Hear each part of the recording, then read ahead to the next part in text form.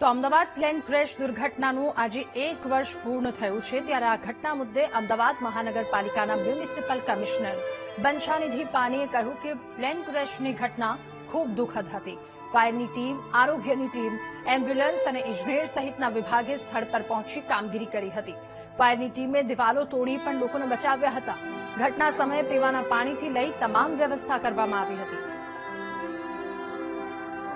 દુઃખદ ઘટનામાં honourable prime minister साहब, ऑनरेबल UHM साहब અને એવિએશન મિનિસ્ટર સાહેબ આ તમામ લોકો જે છે એ પહોંચીને સ્થળને પહોંચીને માર્ગદર્શન આપણને આપ્યા હતા।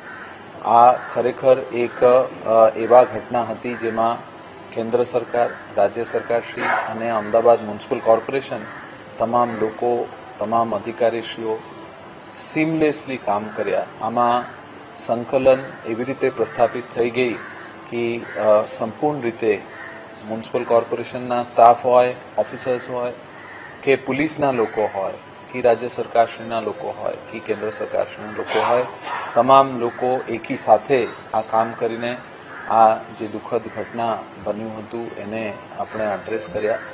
આવા પ્રકારના ઘટના ના બને એવું આપણે ભગવાનને પ્રાર્થના કરીએ છીએ અને જે લોકો આ દુર્ઘટનામાં જે લોકો અત્યારે આપણા સાથે નથી એ લોકોને ભગવાન ચિર શાંતિ આપે એવું પ્રાર્થના કરીએ છીએ।